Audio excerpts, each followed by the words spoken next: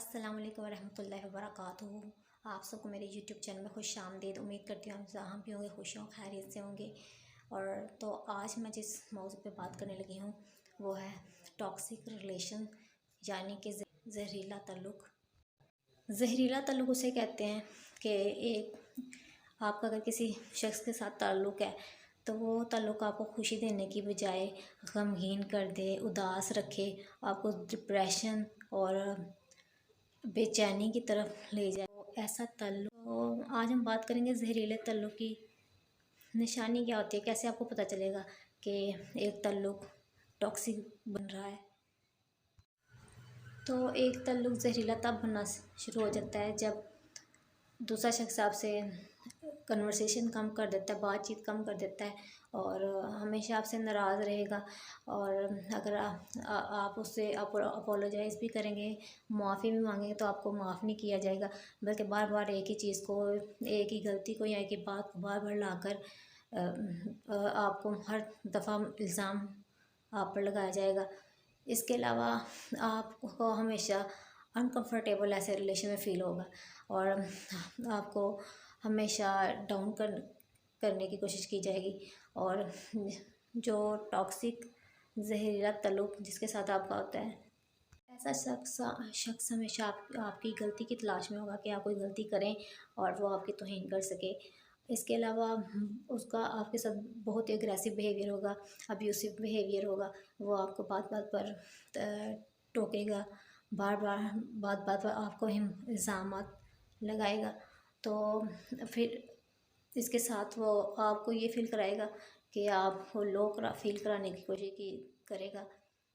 تو ایسے انسان کا بیہیویئر آپ پر کنٹرولنگ ہوگا، یعنی کہ وہ آپ کو ہر معاملات میں کنٹرول کرنے کی کوشش کرے گا کہ بس آپ کو کنٹرول کیا جائے، یعنی کہ آپ کی شخصیت کو بھی ڈیمیج کرنے کی کوشش کی جاتی ہے ایسے۔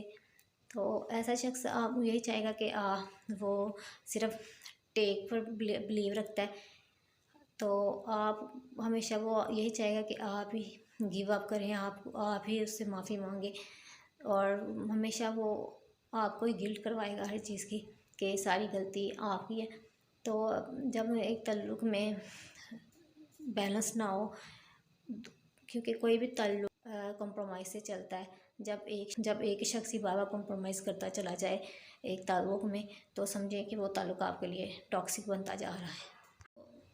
جو ٹاکسک انسان ہوتا ہے وہ ہمیشہ آپ کے ساتھ روڈ بیہیویئر اس کا ہوگا اور وہ ہمیشہ آپ کے ساتھ اگریسو رہے گا، اور تو ایک ٹاکسک شخص ہمیشہ آپ کی غلطیوں کی تلاش میں رہے گا۔ وہ ہمیشہ اس تلاش میں ہوگا کہ آپ کو یہ ایسی غلطی کریں چاہے چھوٹی سی ہو، اور وہ اس غلطی پر آپ کو نہ تو معاف کرے گا بلکہ آپ کو کنٹینیوسلی ذہنی طور پر ٹارچر کرتا رہے گا۔ اس کے علاوہ وہ ججمنٹل بہت ہوگا، ہر چھوٹی چھوٹی چیز کو جج کرتا رہے گا۔ تو ایسا شخص ہمیشہ اپنے آپ کو سپیریئر آپ کے سامنے رکھنے کی کوشش کرے گا، اور ایسا شخص آپ کے لیے رحم نہیں کھائے گا، ہمیشہ وہ آپ کے لیے سخت اس کا رویہ ہوگا، اور وہ کبھی بھی اس کا بیہیویئر یا دل میں رحم آئے گا نہیں، بلکہ وہ بار بار ہی آپ کو ہی ہر غلطی کا الزام ٹھہراتا ہے۔ تو یہ جو ٹاکسک ریلیشنز ہوتے ہیں یہ نہ صرف آپ کو فزیکلی بلکہ مینٹلی بہت بری طرح ٹارچر کرتے ہیں۔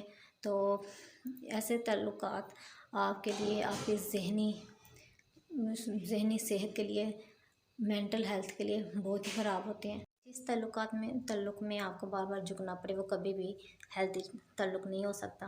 تو بہتر ہے کہ آپ ایسے تعلق سے چھٹکارا حاصل کر لیں۔ سب سے پہلے آپ یہ کریں کہ آپ اس چیز کو سمجھیں کہ جو یہ تعلق ہے وہ آپ اس سے زیادہ اور محبت ڈیزرو کرتے ہیں، اور آپ کو یہ بھی سمجھنے کی ضرورت ہوگی کہ یہ ایک ٹاکسک ریلیشن ہے، اور آپ کی اپنی مینٹل ہیلتھ اور آپ کا اپنے آپ سے پیار کرنا بہت ضروری ہے، اور آپ کی مینٹل ہیلتھ بہت ضروری ہے۔ تو کوئی بھی تعلق ہو تو بہتر یہ ہے کہ آپ ایسے تعلق میں اپنے آپ پر ظلم نہ کروائیں، بلکہ ایسے تعلق سے جتنی جلدی ہو سکے الگ ہو جانا ہی بہتر ہے۔ تو اگر آپ یہ سوچتے ہیں کہ دوسرا شخص آپ سے اپولوجائز کرے گا تو یہ بات یاد رکھیں کہ جو ایک ٹاکسک شخص ہوتا ہے وہ کبھی آپ سے اپولوجائز نہیں کرے گا، بلکہ وہ ہمیشہ اس انداز میں ہی رہے گا کہ جیسے ساری غلطی آپ کی ہے، اور اس کے بیہیویئر میں ہمیشہ اپنے آپ کو اوپر کرنے کی ہوگی۔